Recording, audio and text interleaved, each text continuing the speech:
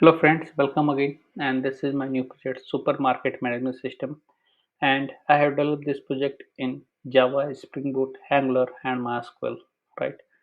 So on the Spring Boot side, we have used JDK 1.8, JPA, Hibernate and EJB.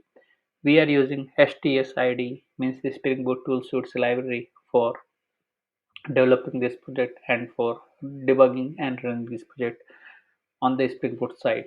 For Angular side, we are using the Angular version 8 and we are using Visual Studio Code IDE for developing the Angular application.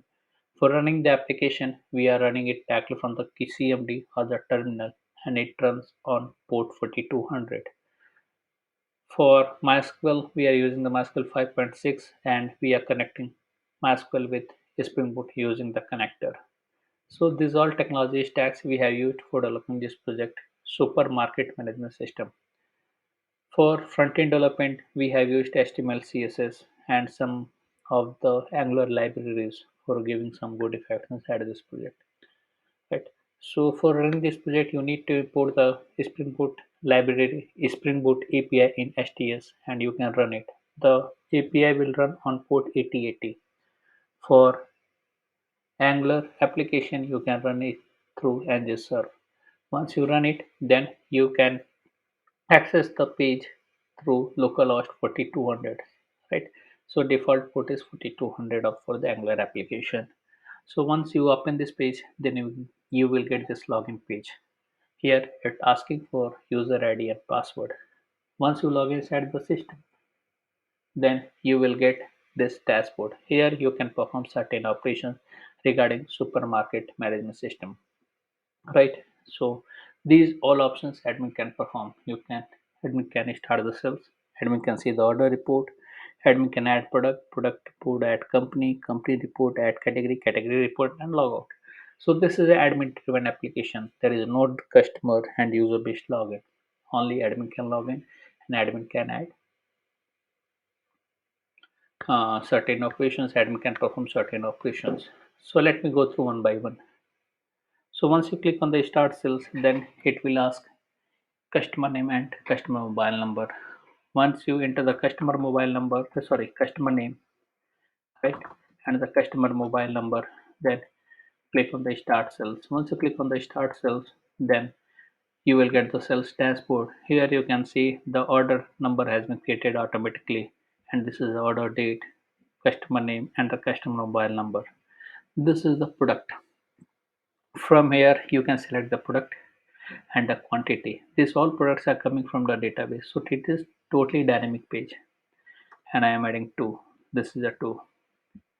This is a vaporizer and 4. You can see the total cost and overall cost is calculating automatically according to the price which you have added in the database. Right. So I am adding red chili and 1. Right.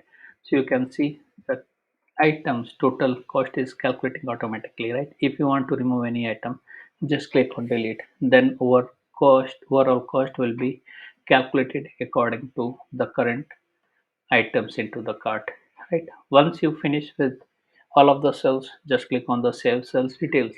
Once you click on save cells details, then the information of the save page will be saved inside the database and you can access it later also. You can see the information has been saved and these all details are coming from the database, right? The order ID is 106, right? You can print it also from your connected printer. So this is the sales operations. This is the order report. All of the order which we have made earlier will be displayed here. So our current order is 106, so it's coming here. Once you click on this arrow icon, then you will be able to see the details of orders, customer names, and all of the items which you have sold. This is a product report and this is a product CRUD based application. Create, read, update, and delete of the products. Right? You can add any number of products here, and those all products will come inside the drop down. In that drop down, which were coming in the sales dashboard form. This is the add product. From here you can edit the product also and you can perform certain operations. This is add product. From here you can add the product. So there are two drop downs coming here, the product type and the company. These both drop downs are dynamic drop down, and the value of these drop downs are coming from the database, right? And you can edit and update the value of this board drop down from here. So this product type is coming from the category report, and this company is coming from the company report, right? So this is the add product. This is a company report. From here you can add any number of companies, right? So these all are the company. Currently we have three companies. You can add any number of company from add company. Once you click on the submit, you can see it's asking for the details because you can't submit the blank field. This is a category report. From here you can add the category, right? You can manage the category, means create, read, update and delete the categories.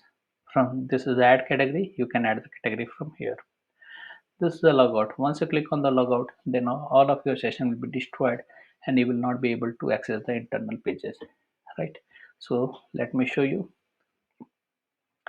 right? So logout, you can see you have redirected to the login page, and once you click on the login, then you are able to access the internal pages. This page will only be accessed after the login, right? Without login you can't access it. So these all operations and functionalities we have developed inside this project, which we have developed in Java, Spring Boot, Angular and MySQL, and the project title is Supermarket Management System, right? If you need more functionality in this project, just put it into the comment. I will incorporate those changes. I will make this project more better and better according to your requirements. And don't forget to subscribe our channel for getting the latest project videos on the latest technologies. Thanks for watching the video. Thank you very much.